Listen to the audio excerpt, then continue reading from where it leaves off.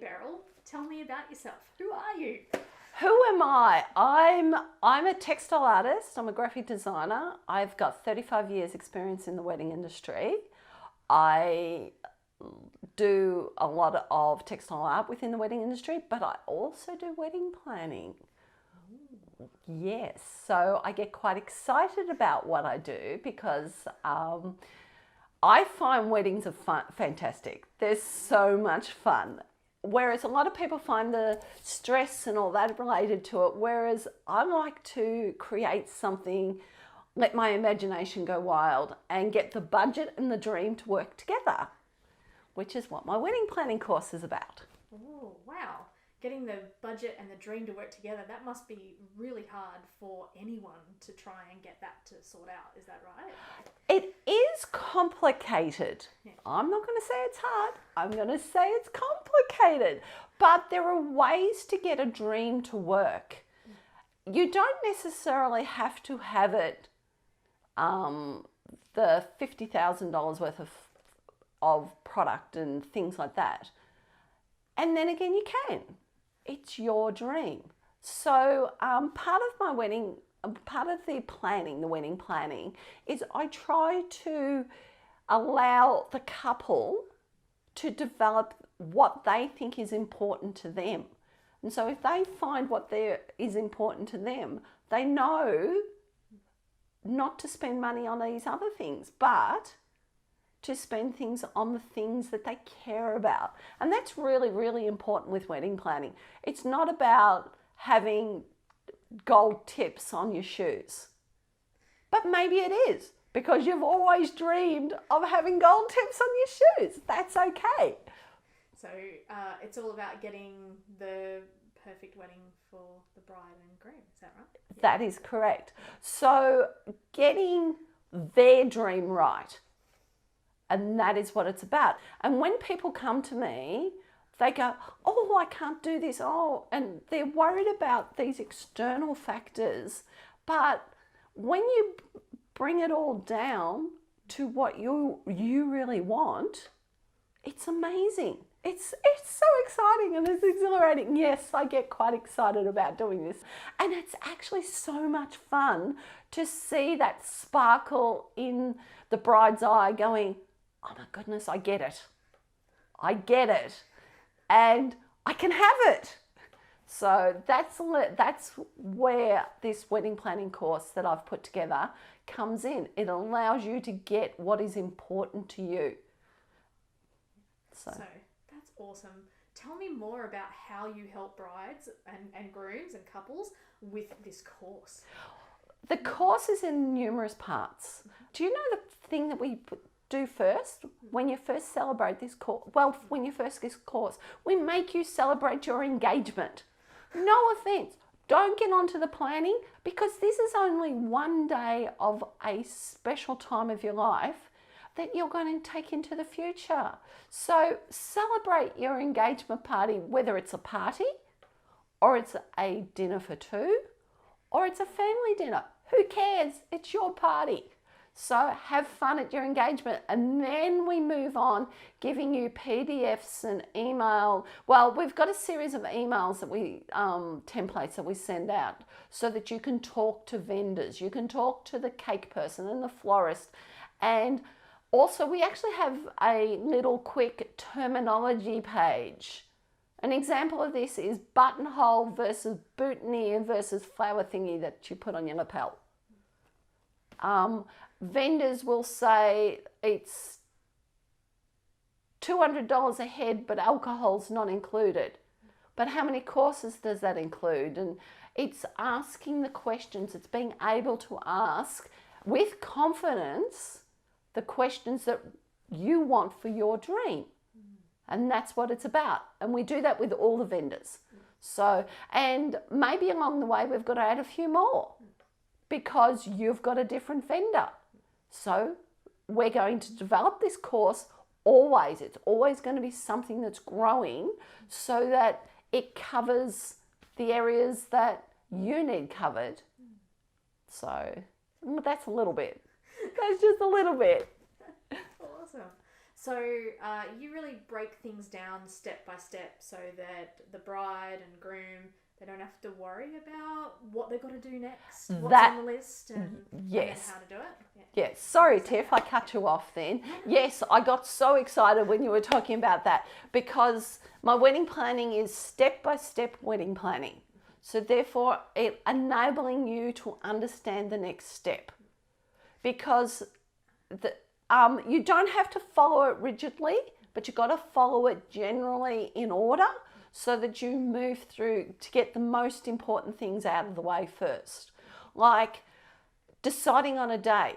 What happens if you're deciding on this day, but everybody's coming from interstate or overseas? Well, you've got to make sure that it doesn't clash with other days. If you've got a very, very significant holiday like, Christmas, because that's everybody understands Christmas, you should not get married on Christmas if grandmama won't be there because it's not what she wants to do. So to her, that is really, really important because that is a sacred day for her. I'm not going to go into any of the religions and groups and stuff like that. They all have their certain days that they want to avoid because they're very important to them personally. So that's one thing you've got to consider when you choose a date. And another thing when you're choosing a date is, like, if they're traveling from a long distance away, does a plane turn up to you at the right time? What happens if there's all these sorts of things, but we go through all those processes of how to determine your date, and then we move on. But the one thing I probably am very kind of insistent on in the first place is don't make decisions straight away. You're engaged, slow down. Whatever you do, slow down. And do not choose your bridal party, the people you want in your wedding, until you are sure that's what you want. It doesn't matter if you choose them 5 months out, 4 months out. That's okay. But then again, this is also coming back to your dream. Everything is okay. Another thing we deal with is we run on a sideline of this, we actually have an exercise program, and part of this exercise program, it's not to lose weight, it's to feel happy within you. It's not about the exercise, it's about feeling comfortable with who you are. And part of that program is actually, I have this little trick I use for my brides. It's a little bit of an evil trick. I make them go to a river or a beach. In my case, I'm based in Melbourne. I live 15 minutes from the beach, so I send them to the beach and I make them go to the beach. They must sit on a chair. They can go and get themselves fish and chips or an ice cream or a fruit bowl, if that's what you want. I don't care. And then they go to the beach and then chips work best. Throw the chip into the seagulls and watch the seagulls fight. You're not allowed to talk about weddings for 15 minutes. You have to enjoy where you are with your future partner, with your forever partner. That is the person that no weddings, no nothing. And then as the seagulls run off going, you think of your problems flying away with them. And you just sit there. Many of my brides have come back to me, more my brides than the male side of it, because the brides will admit, and the males don't want to admit, they go, we sat there for 2 hours. For 2 hours, we talked about no weddings. And then when we got back to wedding planning, it was so much easier just to do this little bit of release, escapism. So, but that's a little bit, they're just a few tricks I have in my wedding planning course. That's awesome. So, are the brides and grooms just working with you in this course, or how is it just them and you? Or the way it is we normally have a group. So we have a private Facebook group. Within this Facebook group, I'm very, very adamant about no judgment, because people will judge somebody about, oh, your dress is not right and your arms aren't right and your head's not right and your toes on backwards and things like that. I get quite angry about negative comments. I'm a very positive person, so therefore the whole experience has to be very exciting and positive. It's not always going to be exciting, but you don't want it to be negative. You want to just have fun.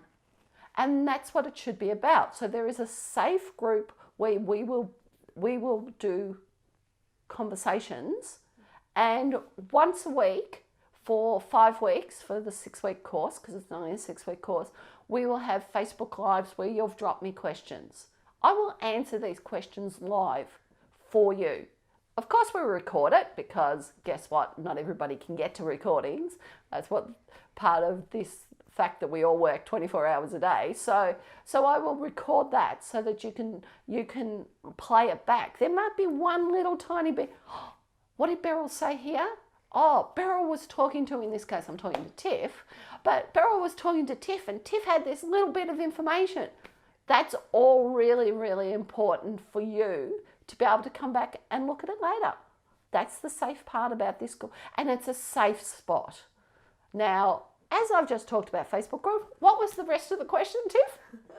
No, I think you've answered it actually. So it's just about, like, it's going to be this whole community support, right? Yes, definitely community, positivity, no judgment. Any judgments done will be deleted. I'm not having it. I do not have it face to face. Prime example of that is on my face-to-face consultations, say a mum and a daughter are disagreeing on what they want.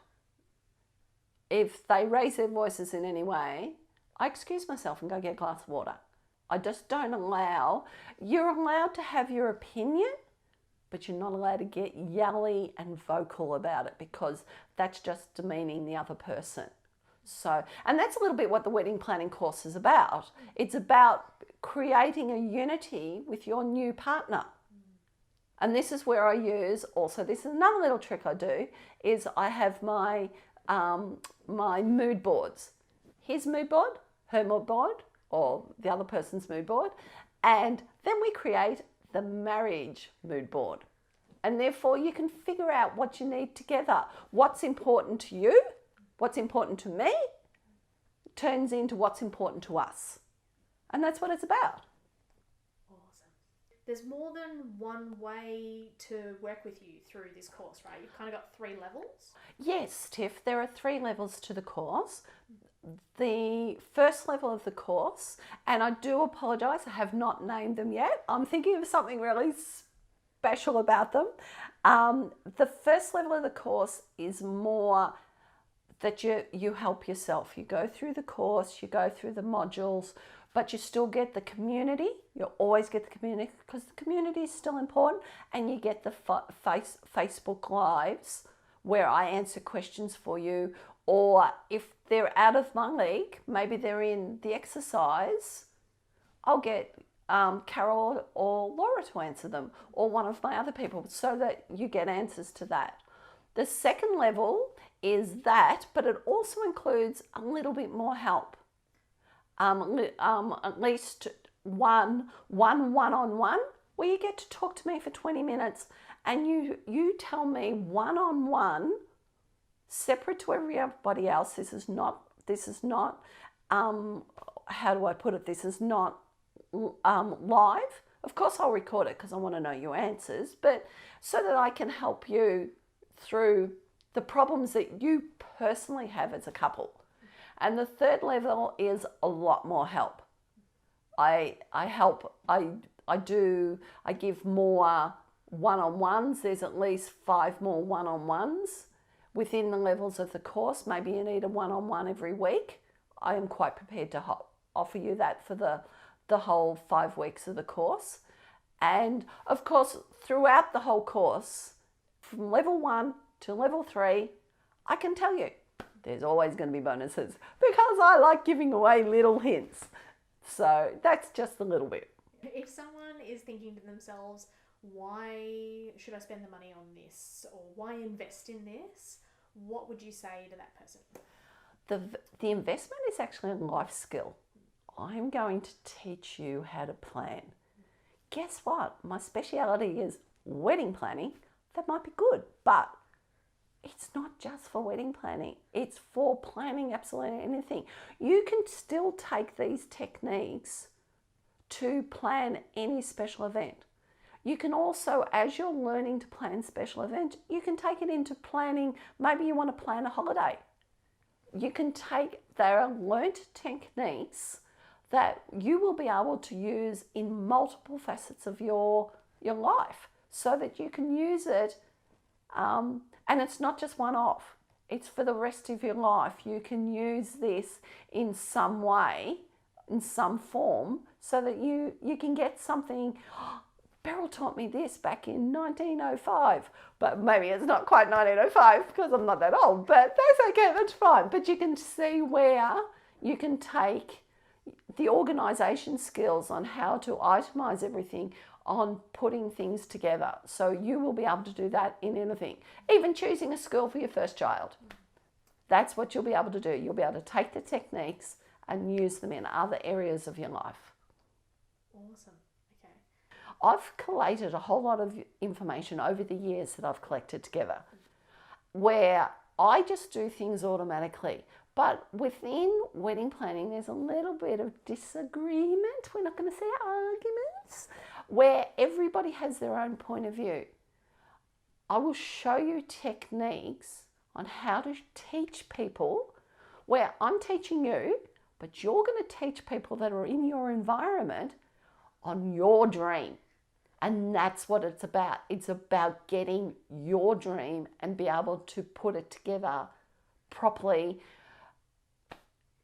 If you like purple and Mum likes pink and George likes, and yes, I've made up names, George likes gold with, I don't know, skulls in it. I was trying to think of something very vague. There is a way, you've got to have a way of being able to bring everybody onto the same page, because it's two people's weddings and that's the benefit. It's not 55 people's wedding, and it's what you and your partner's dream is. So I help you to be able to talk to vendors, understand contracts, making sure that you read the contract before you sign it. Sorry, I'm very adamant on that one. So many people go, and then they find out, no. So you have to read the contract. And also within the Facebook group, if there's a word in that contract that you don't understand, we can actually answer that question for you. At this moment of time, I can't think of a word, so I do apologise. But understanding what they are saying to you, what is included, what is not included. The stress levels, reducing the stress levels, go and throw chips in the middle of the seagulls. Talking to your partner, talking to your mum, talking to your family, getting everybody on the same page so that your dream becomes reality, and it is amazing and you have so much fun designing it, because suddenly you don't have the stress that you may have had, because yelling and screaming doesn't work.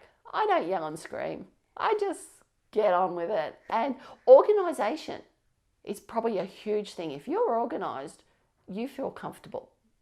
If you have one tip for your brides for today, it's just if they take one thing away from this video today, what would that one tip be? Take time out. I know I keep nagging on this, but so many people get so wound up in the wedding planning, they forget to take time out. And I have all these little techniques about, even if it's just walking around, like another thing, especially when my brides are a little bit stressed before the wedding day, the week before the wedding day, I make them walk around the block once. It may only be a 5-minute walk, but the point is it takes you out of the situation, then puts you back in the situation, and you've had 5 minutes to breathe. Oh, sorry, I've got another tip. Sorry, breathe, please breathe. If you hold your breath, you're going to pass out. So you have to breathe through the whole motion of the whole thing, and close your eyes and just think of the person that you're going to be staring, those magical eyes. When you walk down whatever aisle, whether it's inside or outside, you're going to see them and you're going to sparkle. And they're going to sparkle and everybody's going to sparkle, which is brilliant.